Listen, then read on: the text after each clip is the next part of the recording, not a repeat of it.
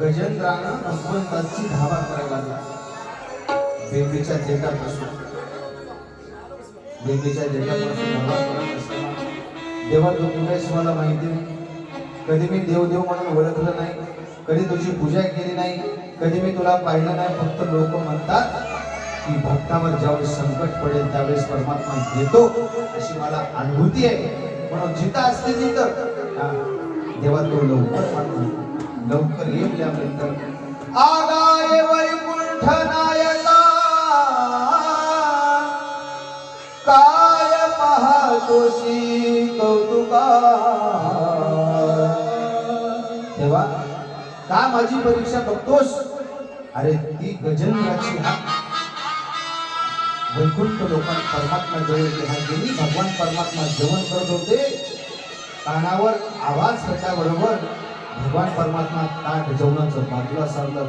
भगवान परमात्मा कनवाळू कृपाळू भक्ता लागी मोही गजेंद्राचा नावा तोहा केला विठ्ठली.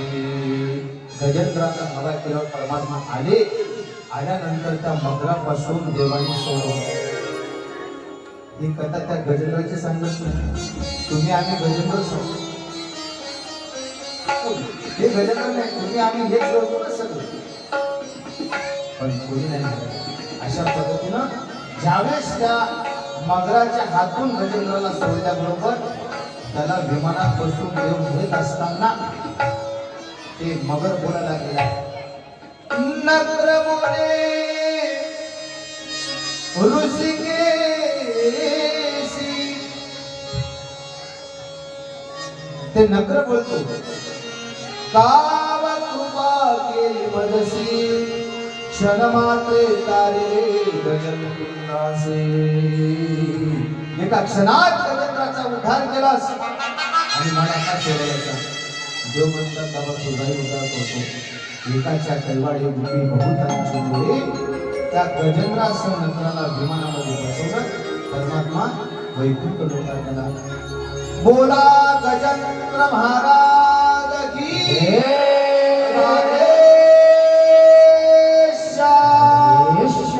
शुकाचार्य महाराज की जय. गजेंद्राची आपण थोडक्यामध्ये कथा पाहिजे. कृष्ण परमात्माचा जन्म करायचा आहे. लई कथा मागू पडते असू द्या. भगवान परमात्माची कथा जन्म करायचे.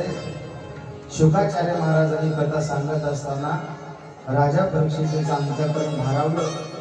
मैत्र ऋषी सांगत असताना विदुर महाराजांचा सुद्धा तीच अवस्था झाली.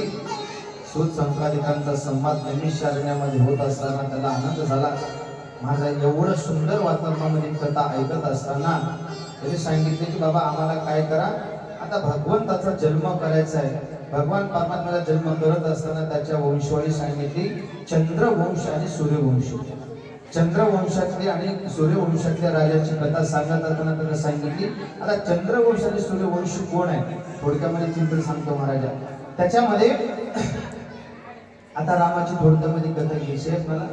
रामाच्या वंशवाळीमध्ये अनेक राजा महाराजा होऊन गेले. खटमंगरायापासून शिबिरायापासून अधराजापर्यंत अधराजांचा पुत्र राजा दशरथ. दशरथ राजांनी राज्य करत असताना महाराज दशरथ राजाला बायका होत्या 3. किती होत्या? 3 बायका होत्या. आणि तो अविधेचा राजा होता. राज्य करत असताना बरेच दिवस झाले करून त्याला मुलगा झाला नाही. मुलगा राजा म्हणला एवढं संपत्ती कोणाला द्यायची, एवढं पैसा कोणाला द्यायचा, एवढं राज्य कोणाला द्यायचं. आपल्या आपल्या घरामध्ये जर आपल्याला जर मुलगा असेल तर चांगला आहे. म्हणून त्यांनी काय केलं, विचारलं आपल्या गुरुला, वशिष्ठ गुरुला विचारलं महाराज सांगा म्हणजे मला मुलगा होईल नाही, बरेच वर्ष झाले, काय करू शकतो? पण सांगितलं पर्याय सांगितलं की तू काय कर, तू यज्ञ कर आणि तुझ्या हातून 3 स्वापदाचा जीवाची हत्या झाल्यानंतर तुला मुलगा होणार आहे. राजा दशरथांनी राजाला आनंद वाटला महाराज, राजाला आनंद वाटला. राजा रथामध्ये बसला, शिकारीसाठी त्याने गेला, वनामध्ये शिकारीसाठी गेला. दिवसभर फिरलं पण त्याला शिकारी मिळाली नाही. शिकारी मिळाल्यामुळे एके दिवशी काय संध्याकाळचा दिवस झालं आणि संध्याकाळी त्यांनी एका झाडावर बसला. झाडावर बसला आणि त्याच रस्त्याने श्रावण बाळ आपल्या आई वडिलाला खांद्यावर कावडीमध्ये घेऊन काशीला निघाला होता. कुठं निघाला होता? काशीला. आणि काशीला निघाल्यानंतर संध्याकाळचा जो प्रवास होता तिथपर्यंत आला आणि त्या वनामध्ये कावड त्या झाडाखाली ठेवली आणि श्रावणाच्या आई बापाने सांगितलं, श्रावणा अरे मला ताण लागली बाबा, पाणी आणून दे. आईची कावड बापाची कावड तिथे ठेवलं. पाणी आणण्यासाठी श्रावण बाळाने नदीच्या काठावर गेला आणि नदीच्या जवळ जाऊन हातातलं जे कमंडल होतं ते कमंडलून त्या पाण्यामध्ये बुडवत असताना त्याचा आवाज काय असाला? बुडबुड बुडबुड बुडबुड असाला. आवाज आल्याबरोबर त्या आवाजाची ध्वनी राजांच्या कानावर पडली आणि राजा दशरथ म्हणतो, कोणीतरी इथं स्वापच पाणी पिण्यासाठी आलाय, कोणीतरी प्राणी पाणी पिण्यासाठी आलाय. राजाने त्याच्या हातामध्ये धनुष्य घेतलं आणि धनुष्य घेऊन त्याच दिशेने महाराजा बाण मारली. बाण तो निघाला, तो श्रावणाच्या विघ्रामध्ये आपल्याला.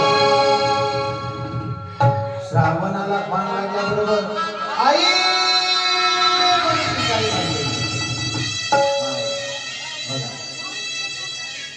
मुला काही अत्याचार काही झालं कोणाला पहिलं नाव कोणाचं घेतलं? आई. बापाचं नाही घेतलं. आई म्हणून आठवण काढल्याबरोबर आई म्हणून किंकाळी इथं मारली. पण नंतर आईचं अंतःकरण महाराजांकडे विभूत झालं. राजा खाली उतरला, येऊन बघितलं तर काय, अरे पशुची हत्या नसून एका बालकाची हत्या झाली. त्याने जवळ गेले, विचारलं, बाळा तू कोण आहे आणि कुठे निघालास तू? तुझं नाव काय सांग? श्रावणानं सांगितलं, माझं नाव श्रावण आहे, माझ्या आईला पुरत आहे, आई बाबाची इच्छा पूर्ण करण्यासाठी मी काशीला चाललोय. परंतु राजाचे बाण मारला, मी काय जगू शकत नाही म्हणे आता, पण माझी शेवटची एक इच्छा आहे काय, तिथं जवळ गेला आणि जवळ जाऊन पायाचा गडवा घेऊन उभा राहिला. आता आईला माहित असते लेकरू आईने आलो असं म्हणतो. अर्धा तास झाला तर राजानं त्याच्या समोर उभं राहिला, शब्द बोलत नाही. त्यावेळेस माझा विश्वास करता, अरे प्रवासामध्ये थकवा आला म्हणून तू बोलत नाहीस का? श्रावणा, अरे या जगामध्ये तुझ्याशिवाय मला आधार कोणाचाच नाही. तू माझा एकुलता एक मुलगा आहेस आणि या म्हातार वयामध्ये जर तुझा आधार संपला तर मी कोणाच्या जीवात जगण्याचा काय बोल गोष्टी बोल. अरे बोल. अरे काय बोलतो? श्रावण पडला होता. राजाचा अंतःकरण असं दुःखानं ओव्हरफ्लो झाला आणि राजा घळघळ रडत होता. शेवटी राजा म्हणतो, माझ्या हातून एवढी मोठी चुका घडली की ज्या माय बापाला त्या मुलांचा आधार होतो त्या मुलालाच मारलं. आता एवढं काय बापाचं कोण पाहणार? राजाने जवळ घेता सांगितलं, आई मी तुमचं श्रावण नाही, मी श्रावण नाही, मी अविद्येचा राजा दशरथ आहे. माझ्या हातून तुमच्या श्रावणाची हत्या केली. महाराजा एवढं शब्द आईच्या कानावर आल्याबरोबर आईने श्रावणाचं नाव घेतलं. श्रावणा बाळा कुठे गेला सोडून मला तू? आईनं श्रावणाचं नाव घेतलं. आपल्या गौराच्या मांडीवर तिनं बाप नेत्रहीन होता, डोळे नव्हते. त्यांनी आपल्या बायकोचं आपल्या मांडीवर पडलेलं शरीर बघितलं आणि बोलत, अगं बोल ना.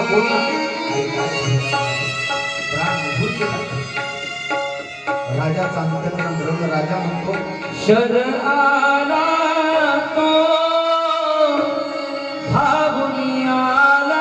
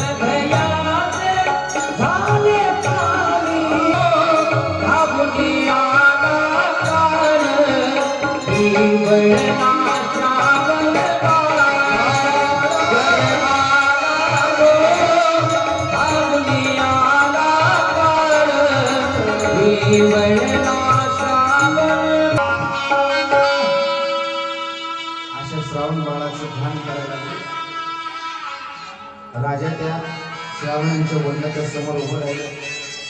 मला क्षमा करा, माझ्या हातून चुकी घडली. आणि ते त्या श्रावणांच्या वडिलांनी त्या राजाला म्हणतो की राजा, जसं आम्ही श्रावण श्रावण श्रावण श्रावण म्हणून प्राण त्यागतो, तसं मी तुला शाप देणार आहे. हातात पाणी घेतलं महाराजा, पाणी घेऊन त्या राजाला शाप दिलं. जसं आम्ही श्रावण श्रावण म्हणून प्राण त्यागतो, तसं तुझ्या अंतकालाचा.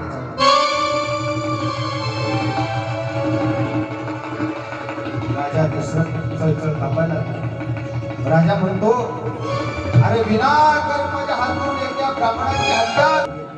घरी गेला, मी वनात गेलो, माझ्या हातून 3 ब्रह्महत्या घडल्या.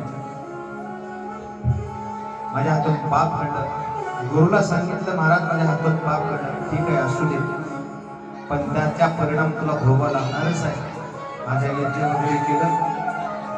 वशिष्ठांच्या हातून कैकेयीला देत असताना तिने म्हणजे ती लाडकी बाई बोलते, मला असे तुकडे करून देऊ नको, म्हणजे मला अद्भुत फळ पाहिजे. असं करण्यामध्ये महाराजा नाराज झाले. ते जे हातातलं फळ होतं ते पिंड खालीने झडपीला, अंजनीने तोशिला, तो तिथून उडवला. आणि राहिलेला जो भाग होता ह्याच्यातला एक भाग कैकेयीला दिला. गरुडला राहिल्या. आणि नवमीच्या दिवशी परशुरामचंद्राचा जन्म झाला. लक्ष्मण भरत शत्रुघ्न जन्मले. राजाला आनंद वाटलं. 4 मुलं प्रत्यक्षात त्या ठिकाणी भगवंताचा अंश म्हणून जन्माला आले. ते थोडं थोडं वाढू लागले. वाढल्यानंतर विश्वामित्राकडे घेऊन गेलं. विश्वामित्राकडे गेल्यानंतर ताटिकेला मारलं. तिथून परमात्मा कुठे गेले? विश्वामित्राने घेऊन जनक नगरीमध्ये गेले. आणि जनक नगरीत गेल्यानंतर सीतेचा त्याचा विवाह झाला. पटपट सांगावं लागतं त्याचा रामाचे होता. लग्न झालं. लग्न झाल्यानंतर सीता मुलगीला श्रुतिका असे 4 मुली 4 भावाला दिलं. 16 पडला. परत तिथं आले. आल्यानंतर राजाला आनंद वाटला. 4 सुना 4 पोरं घरामध्ये त्या ठिकाणी आनंदानं राज्य करत असताना एका दिवशी परशुरामचंद्र म्हणतात की माझ्या रामाला राज्यावर बसवायचं आहे. राज्यावर बसवायची तयारी केली. सगळं उद्या सकाळी 6 वाजता अभिषेक होणार आहे. तेवढ्यामध्ये विकल्प शिरला. आणि ते विकल्प आल्यानंतर ती मंथरा कैकेयीला सांगते की तुझा मुलगा जर नाही गादीवर बसला तो उपयोग काय सांग म्हणे. अशा पद्धतीने महाराजा ते पूर्ण कार्यक्रम ते विस्कळीत झाला. झाल्यानंतर कैकेयीकडे तो राजा गेला. भीक मागितला, काही कर, परंतु तुझे जे वर असतील ते परत घे. तिने सांगितले मला एक वर असा द्या. रामाला 14 वर्ष वनवासाने भरताला मला गादीवर बसवा. राजाचं मन खचलं. राजाने तिथं खाली जे पडला. महाराजा वशिष्ठ मुनी आले, राम आला, सगळे आल्यानंतर रामाने विचारलं काय झालं? काही नाही म्हणे.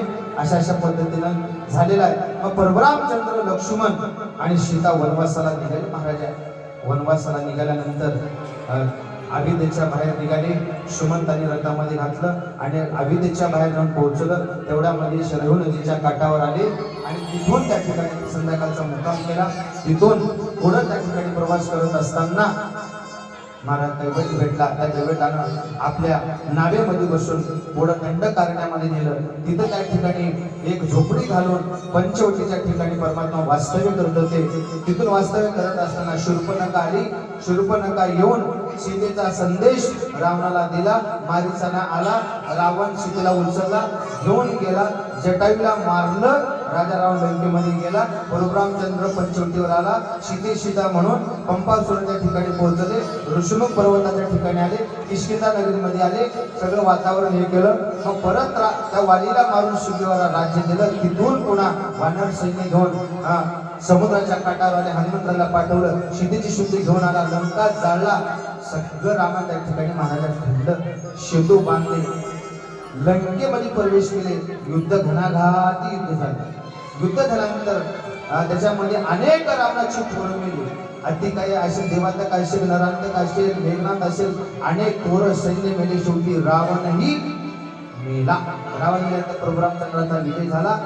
विभीषणाला राज्यावर बसवलं. पुष्प विमानामध्ये त्यांनी बसून परत कुठं निघाले. लगेच तिथून लगेच निघाले. महाराजा अयोध्येमध्ये आले.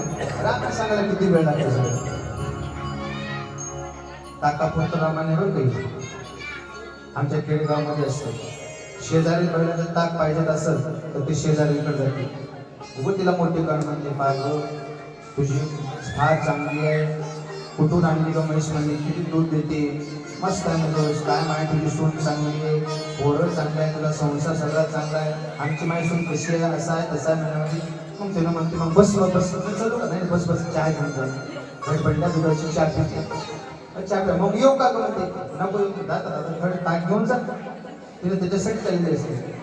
मग ताक घेऊन जाते, दही घेऊन जाते, दूध घेऊन जाते, चहा घेऊन जाते. त्याला म्हणतात ताका पुत्र रामायण. हे ताका पुत्र उभं काही हे तसं नाही.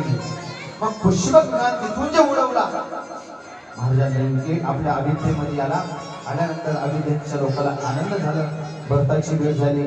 तिन्ही मातेला साष्टांग प्रणिपात केलं. वशिष्ठ गुरुला भेटले.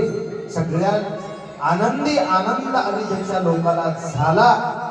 आनंद झाल्यानंतर तिथून परब्रह्मचंद्रांनी पुन्हा राज्यावर बसले. राज्यकारभार चालत असताना मी म्हणतो ना, सगळ्यापेक्षा जास्त वनवास कोणाला होते सांगा तुम्हाला कळते? रामाला होतं, लक्ष्मणाला होतं, भरताला काय शस्त्र कोणाला होतं, कोणाला वनवास होतो का सीतेला होतं? सगळ्यात जास्त वनवास कोणाला? तर म्हणा की उर्मिलेला काय घरात बसून होती ती,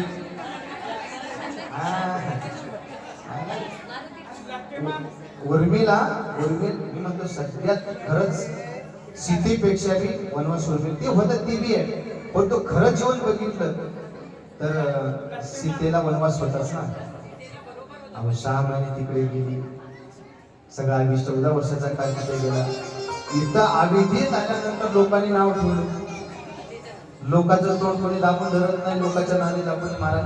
इथे आल्यानंतर एका व्यक्तीने काय म्हटला, अरे रावणाच्या ताब्यात 6 महिने लावणी कशाला चांगले.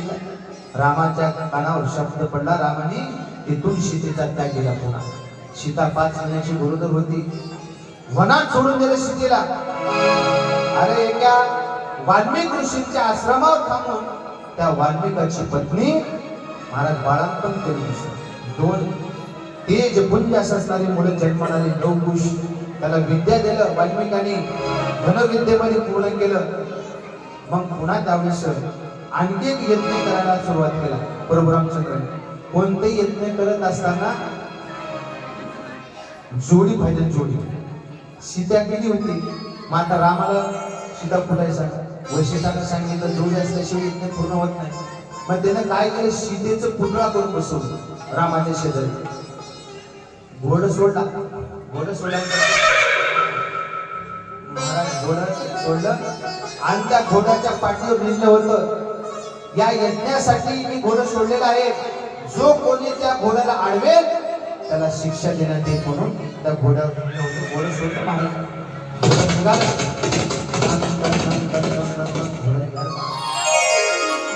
आणि त्या घोड्याला कोणी पकडलं तर ह्या नेत्रीने पकडलं. लवकुशाने त्या घोड्याला पकडले आणि त्याला बांधून ठेवलं. पण त्याचं काही सैन्य होतं, मागे आलेलं सैन्य. शस्त्रकोण आलेला होता, भरत आलेला होता, सगळे युद्धाला आले. सगळ्याची पाठ लावली ह्या नेत्रीने, सगळ्याला पाठवलं. शेवटी लक्ष्मण आला, त्याची पाठ लावली. पण हनुमंतराव हुशार होते. त्याने म्हटले, एवढ्या मोठ्या माणसाला एवढे लेकरं हरवतात, लेकरं कधी कोणाच्याच बघा म्हणून, लेकरं कोणाच्याच बघा म्हणून हनुमंतराने गेले तर काय सीता जवळ दिसली. हनुमंतराला आनंद वाटला, वा वा हमारे मालिक के बच्चे. आनंद वाटला महाराज. त्याला इतका आनंद वाटला, त्यांनी तिथून जे गेले परब्रह्मचंद्राला सांगितलं असा असा राम निघाले युद्धासाठी. महाराज राम निघाल्यानंतर रामाला पाहिल्याबरोबर कळपाची आग मस्तकाला गेली लवकुशाची. त्याला वाटलं की माझ्या माईला मी त्रास दिला म्हणजे बापाने. महाराज युद्ध केलं, युद्ध असं घणाघाती युद्ध सुरू झालं. तेवढ्यामध्ये सीता आली. तिला म्हटली, अरे ते आपले पिताई तुझे बाप आहे, याच्यासोबत युद्ध करू नको. अरे रामाने त्या लेकराला पाहिल्यानंतर आनंद वाटतं महाराजा. सीतेला बघितल्याबरोबर डोळ्यातून पाण्याचे अश्रू टपकायला लागले. अशा परमात्म्याच्या सुद्धा पत्नीला जर एवढा वनवास होत असेल, तुमचं काय नसेल महाराज. अशा पद्धतीने परब्रह्मचंद्राने यज्ञ पूर्ण केला. यज्ञ केल्यानंतर शेवटी रामाला वाटलं की आता ह्या जगात राहण्यासारखं काही शिल्लक नाही. मग त्यांनी सीतेला बोलण्याचा प्रयत्न केला. सीता जवळ आली.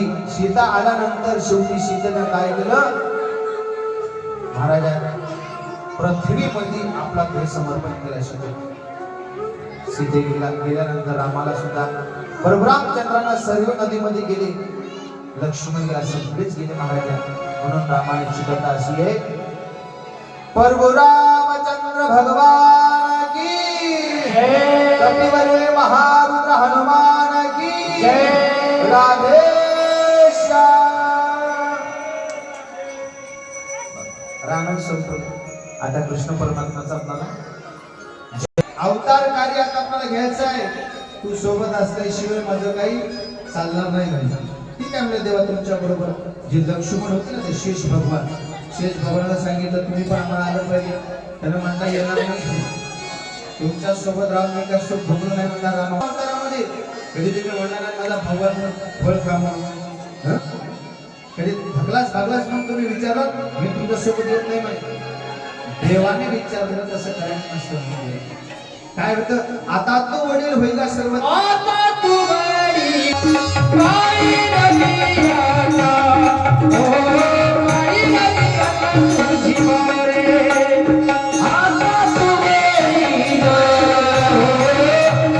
का माई नदी आता, माई नदी आता तुझी मारे. काम करून घ्यायचं असेल तर समोरच्या माणसाला मोठी पण द्यावं लागतं. भगवान विष्णू म्हणतात तुम्ही राम अवतारामध्ये लहान जाता, पण आता मी लहान होतो तुम्ही मोठे व्हा. मोठेपणे गेल्याबरोबर बसूनच त्यामुळे वरात घेतली. वरात सगळ्याच्या घरात अशा महाराज त्या वरातीमध्ये बसवलं पाहिजे. वसुदेव देवकीला बसवले आणि स्वतः तो कंस रथ हाकण्यासाठी तो रथामध्ये बसला.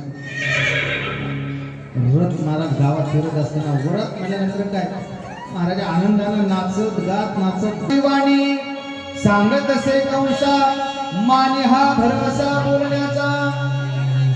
आकाशाची वाणी सांगितली कंसा, अरे ज्यांचं तू रथावर बसून तो मिरवणूक काढतोस, तुझ्या बहिणीच्या पोटी जन्माला येणारा 8वा मुलगा तुला मारणार आहे.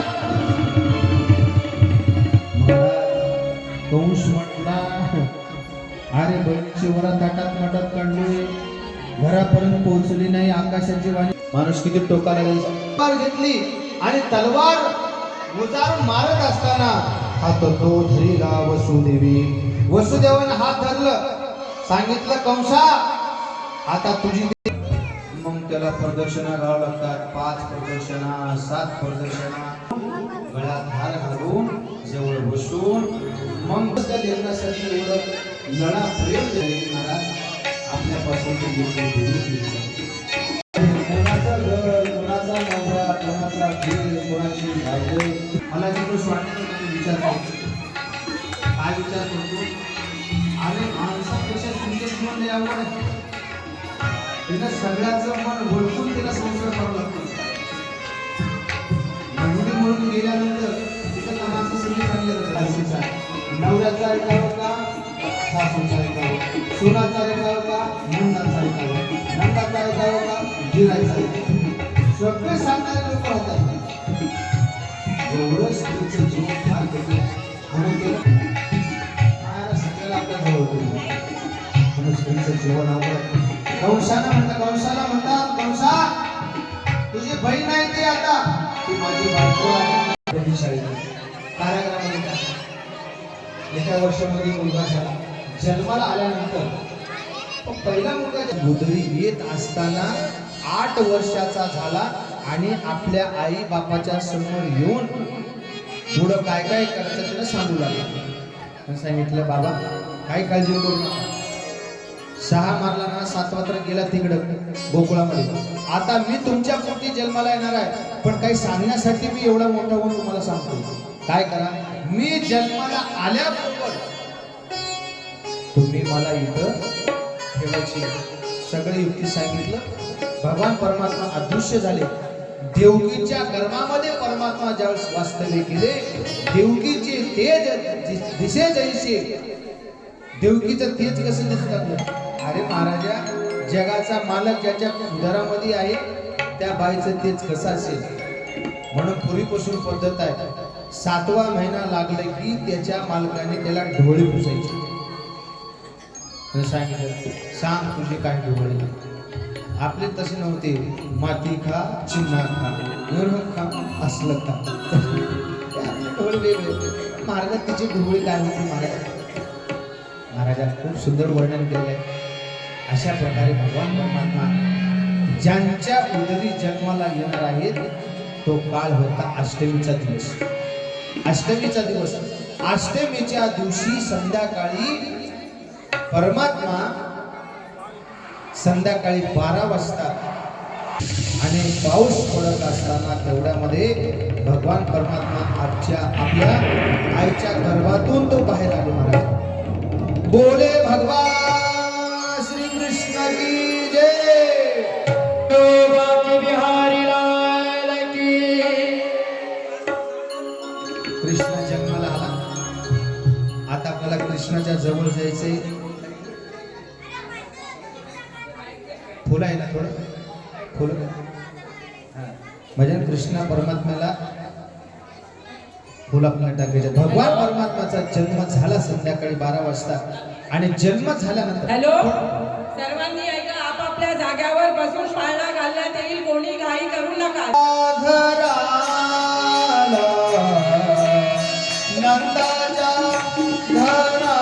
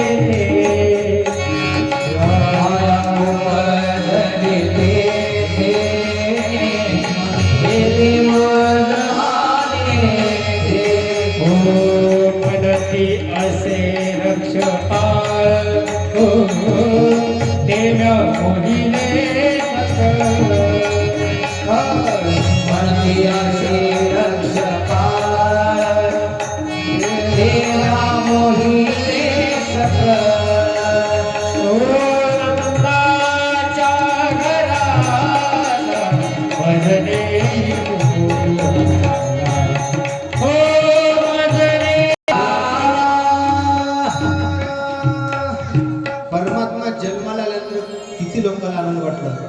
सत्यांग क्या बात हो गई जब से जन्मे कन्हैया.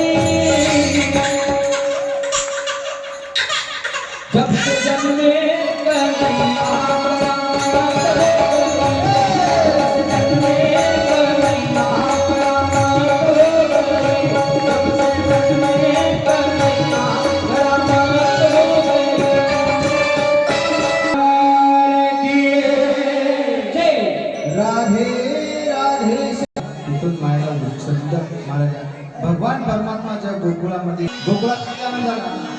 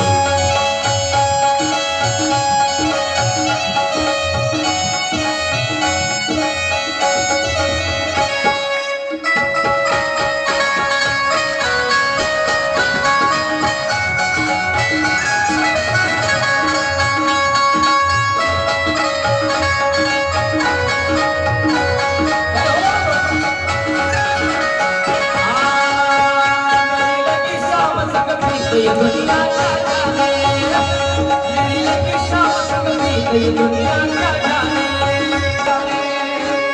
मेरे लगे शाम संग पीते ये दुनिया क्या जाने मेरे लगे शाम संग पीते ये दुनिया क्या जाने मेरे लगे शाम संग पीते ये दुनिया क्या जाने मेरी लगी शाम संग पीते ये दुनिया क्या जाने मेरी लगी शाम संग पीते ये दुनिया क्या जाने क्या जाने कोई क्या जाने जाने कोई क्या जाने जाने कोई क्या जाने जाने कोई क्या जाने मुझे मिल गया मन का मीत मुझे मिल गया मन का मीत ये दुनिया क्या जाने मुझे लगी शाम संग पीते ये दुनिया क्या जाने मुझे लगी शाम संग पीते ये दुनिया क्या जाने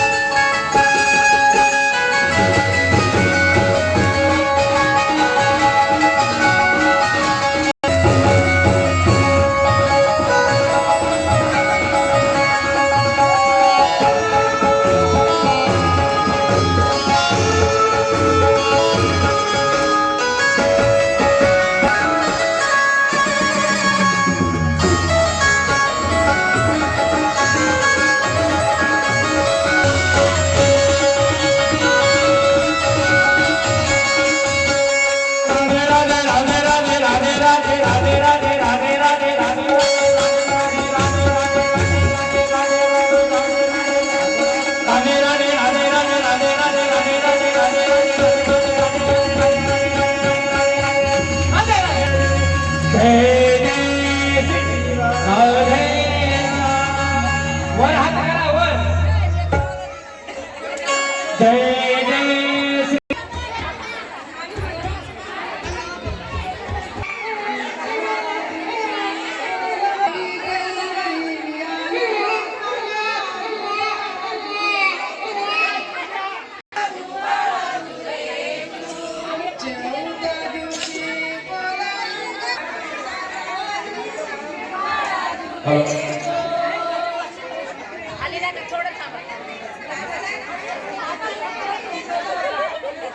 कृष्ण जन्मला कंसाच्या घरी धुमाळ